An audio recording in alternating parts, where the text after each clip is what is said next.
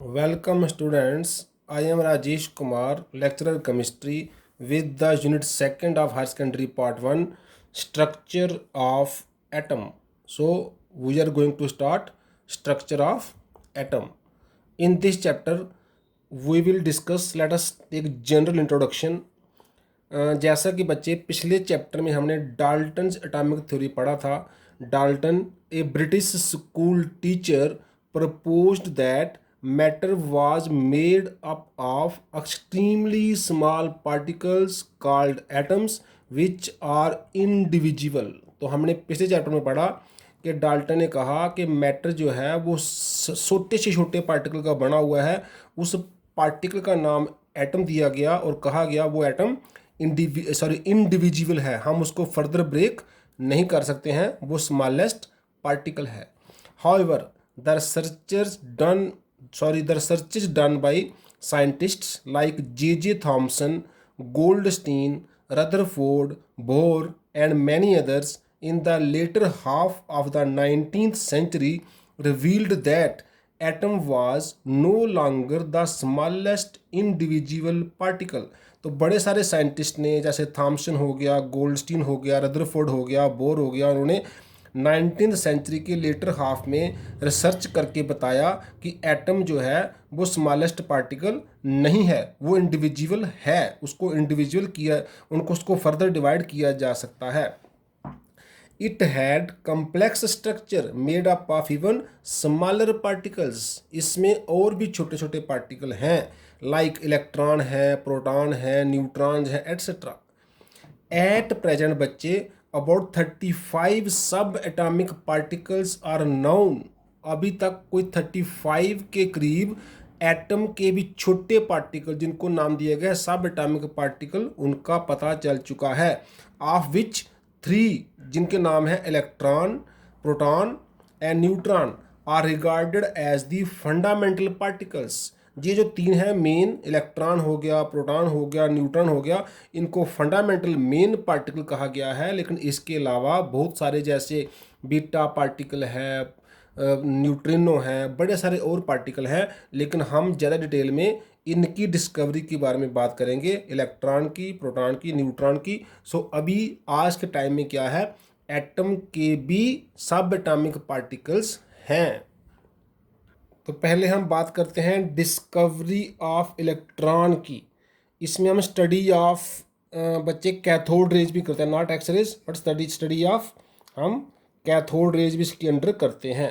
तो ये हमारे पास एक फिगर है, ये क्या है बच्चे, विलियम क्रुक्स 1879 में studied the conduction of electricity through gases at low pressure.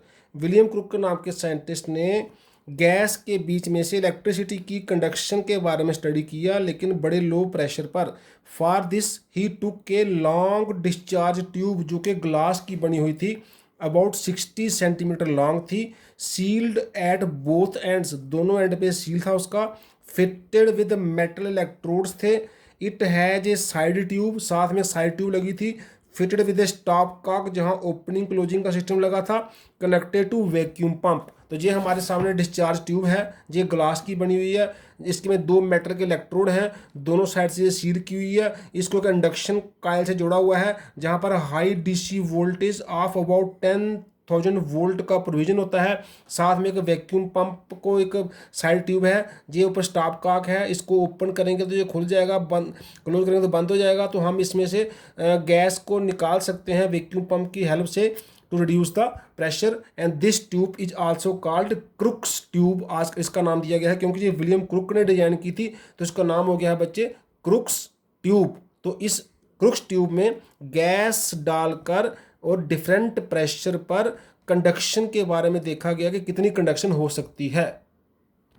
सो बच्चे at very high voltage about 10,000 volt, और जब at 1 atmospheric pressure current supply की गई, नो करंट फ्लोज, कोई करंट फ्लो नहीं हुई। इसका रीज़न क्या है, because air is bad conductor of electricity. जो गैसेज होती हैं वो बैड कंडक्टर ऑफ इलेक्ट्रिसिटी होती हैं, इसलिए 1 एटमॉस्फेरिक प्रेशर, जो कि नॉर्मल हमारा प्रेशर होता है, तब 10,000 वोल्ट पर भी कोई करंट का फ्लो नहीं देखा गया। जब प्रेशर को रिड्यूस किया गया एट रिड्यूस्ड प्रेशर 10⁻² एटमॉस्फेयर या फिर 1 to 10 mm of mercury current starts flowing, current flow होना स्टार्ट हो गया and a coloured glow is seen depending upon the nature of the gas. Colour कैसा है, वो गैस के नेचर पे डिपेंड करता है। जैसे कि नियॉन गैस अगर ली जाए एट 10⁻² एटमॉस्फेयर पे तो reddish orange glow was observed. आजकल भी हम इसको ऑब्जर्व कर सकते हैं। बच्चे when the pressure was further reduced at 10⁻⁴ atmosphere या फिर 0.01 mm of mercury means negligible pressure glow between the electrode disappears. जो इसके बीच में ग्लो था वो डिसअपीयर हो गया बट करंट जो है कंटिन्यूज टू फ्लो, करंट का फ्लो जारी रहा। इफ़ बच्चे परफोरेटेड एनोड इज यूज्ड, अगर ऐसा एनोड लें जैसे कि हमने ये डायग्राम में दिखाया है, इट इज एनोड जिसमें परफोरेशन की गई है, जिसमें होल्स बनाए गए हैं, तो क्या देखने में आता है, if A perforated anode is used, a faint greenish glow is observed on the glass wall behind the anode। जो एनोड के पीछे की ग्लास वॉल है वहाँ पे एक ग्रीनिश सा हमें ग्लो दिखता है। दिस मीन्स ये तभी पॉसिबल है some invisible rays are emitted from the cathode, उस रेज कैथोड से आ रही हैं जो परफोरेटेड एनोड में से पास होके ग्लास को स्ट्राइक कर रही हैं, जिससे ग्लो जो है वो पैदा हो रहा है। Which pass through the perforated anode, जो उसके होल्स हैं उसमें से पास कर रही हैं and strike the glass wall को स्ट्राइक कर रही हैं।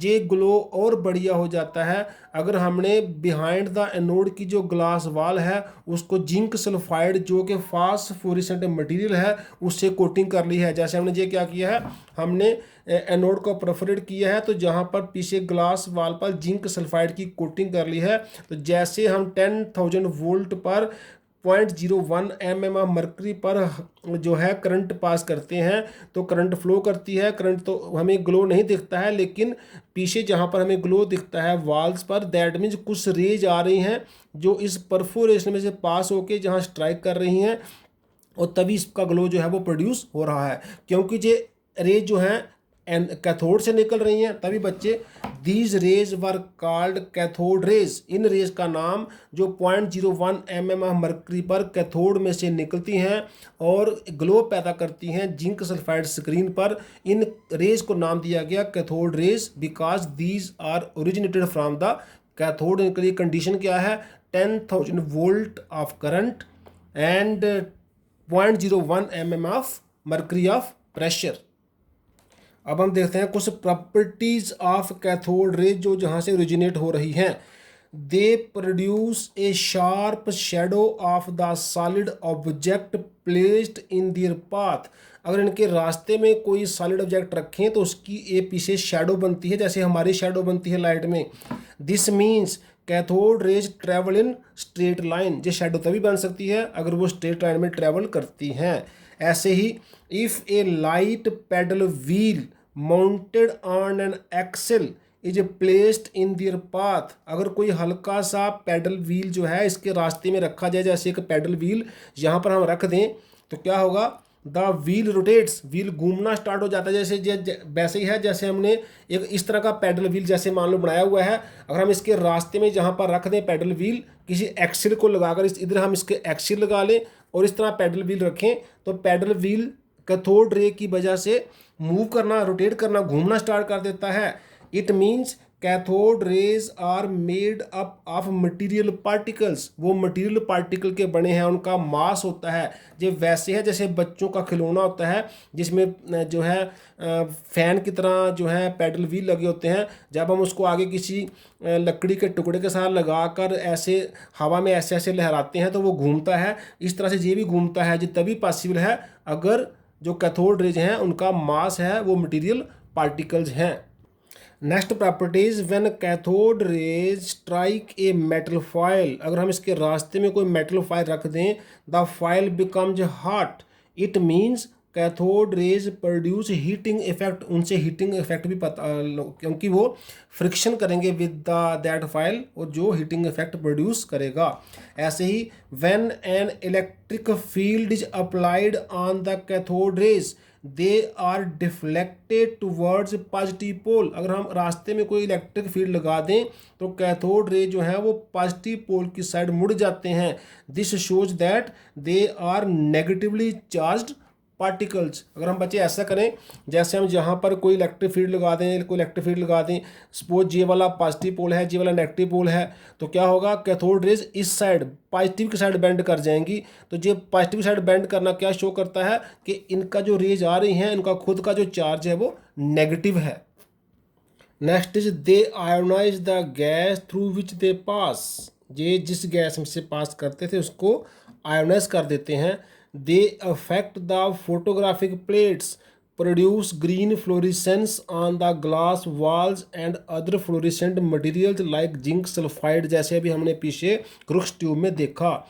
So from these properties conclusions drawn, और जो हमने प्रॉपर्टी पढ़ी है कैथोड रे की, हम उनसे क्या कंक्लूजन ड्रा कर सकते हैं। Cathode rays are material particles, उनका मास होता है, and carry negative charge. And बच्चे these particles are named as electrons, इन्हीं पार्टिकल का उस समय पे इलेक्ट्रॉन नाम दिया गया।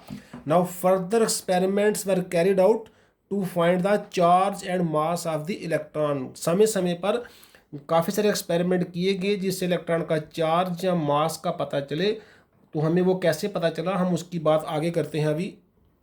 सो बच्चे, for charge upon mass ratio also called E for charge, M for mass, J Thomson ने 1897 में यूज्ड किया डिफरेंट डिस्चार्ज ट्यूब ली उसने with electrodes of different metals. उसने क्या किया, अलग अलग डिस्चार्ज ट्यूब ली जिसमें अलग अलग मेटल के इलेक्ट्रोड थे।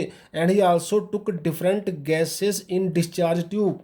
Every time the ratio of charge upon mass of the electron was the same.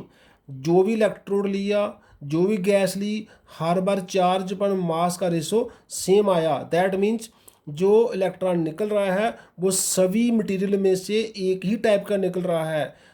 E open M कितना आया, चार्ज पर मास कितना आया, 1.76 10 की पावर 8 कूलम्स पर ग्राम। इतना जो है चार्ज पर मास का रेशो आया कोई भी मटेरियल लेने से। दैट मीन्स वो इलेक्ट्रॉन जो निकल रहा है वो हर एक में सेम टाइप का निकल रहा है। So the charge of the electron, second हमने क्या किया, the charge of the electron was found by R A Millikan ने 1917 में बाय आयल ड्रॉप एक्सपेरिमेंट है एक, जो आप डिटेल में फिजिक्स में पढ़ते हैं। उससे चार्ज ऑफ इलेक्ट्रॉन जो है वो पता चला, वो कितना चार्ज निकला, charge of one electron was found to be 1.60 10 की power -19 coulomb in the oil drop experiment by R A Millikan. So we can, हमने क्या देखा, ई ओपन कितना है, ई ओपन एम आया है 1.76 10 की पावर 8। तो जहाँ से हम सिंपल कैलकुलेशन कर सकते हैं, ई ओपन इसको हमने इधर लिया डिनोमिनेटर में, एम को उधर ले गए, तो ई ओपन 1.76 10 की पावर 8 इक्वल टू एम। हम ई का वैल्यू पुट करते हैं तो एम क्या आ गया, ई का वैल्यू पुट किया 1.60 10 की पावर -19 अपॉन 1.76 10 की पावर 8। तो हमारे पास ये कैलकुलेशन करके बच्चे आ गए एम इक्वल टू 9.11 10 की power -28 gram. So this is the rest mass of electron. Mass of one electron is 9.11 10 की power -28 gram. This mass is nearly 1/1837। हम इसको 1/1840 भी सिंप्लिसिटी के लिए कह सकते हैं। So this mass is nearly 1/1837 of that of mass of one hydrogen atom. इसलिए हम कह सकते हैं इलेक्ट्रॉन का चार्ज है 1.60 10 की पावर -19 कूलम, और इलेक्ट्रॉन का मास है 1/1837 time that of mass of one hydrogen atom.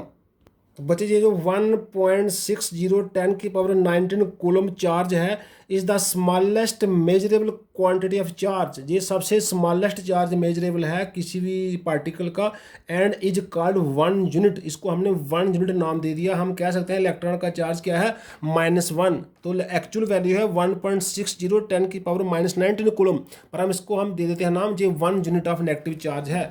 सो अब हम कह सकते हैं इलेक्ट्रॉन का क्या डेफिनेशन है, an electron is that fundamental particle of atom which carries 1 unit of negative charge and has mass nearly equal to 1/1837 of that of hydrogen atom। तो वो फंडामेंटल पार्टिकल एटम का जिसका जिसका 1 यूनिट नेगेटिव चार्ज है, जिसका मास जो है 1/1837 of hydrogen atom है, उस पार्टिकल का नाम दिया गया है इलेक्ट्रॉन, जो एक सब एटॉमिक पार्टिकल है। तो जी हमने देखा डिस्कवरी ऑफ इलेक्ट्रॉन का हमें कैसे पता चला। तो आज हम इतना ही रखते हैं, नेक्स्ट लेक्चर में हम देखेंगे डिस्कवरी ऑफ प्रोटॉन। थैंक्स।